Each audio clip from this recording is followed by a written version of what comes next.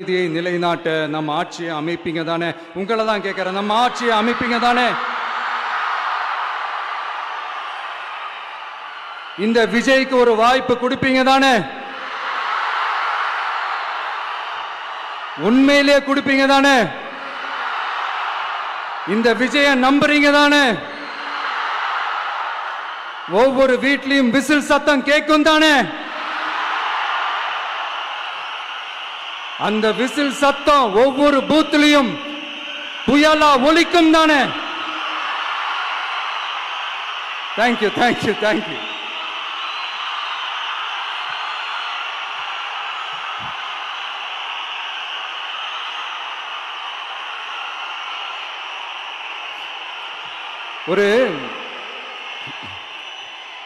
ஒரு டாக்டர் இருக்காருன்னா நாம எப்போ அவரை பத்தி யோசிப்போம்? இப்போ நமக்கு ஏதாவது உடம்பு சரியில்லை அப்படின்னா அவரை யோசிப்போம், அவர் ஞாபகம் வரும். அது மாதிரி நமக்கு ஏதாவது ஒரு பிரச்சனை அப்படின்னா ஒரு வக்கீலை தேடிப்போம், அவர் ஞாபகத்துக்கு வருவார். இது மனித இயல்பு. அந்தந்த பிரச்சனை வரும்போது நம்ம அவங்கவுங்கள தேடி போவோம். ஆனால் ஆன் அ டெய்லி பேசிஸ் நம்ம சும்மா சாப்பிடும் போது கூட நம்மளை அறியாமல் ஒருத்தவங்களை பற்றி நினைப்போம், நம்மளை அறியாமல் அவங்களுக்கு நாம் நன்றி சொல்லுவோம். அந்த மதிப்பிற்குரிய அந்த மனிதர்கள் வேற யாரும் இல்லை, விவசாயி விவசாயி விவசாயி.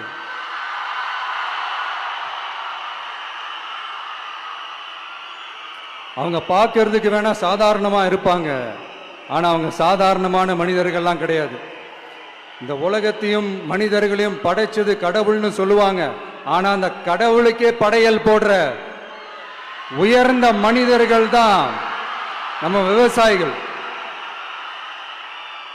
இந்த பூமியில உயிர் இருக்குது, இந்த பூமியில பூ பூக்கும், காய் காய்க்கும், பூத்து குலுங்கும்னு இந்த பூமியை அழகா காட்டி இந்த பூமியை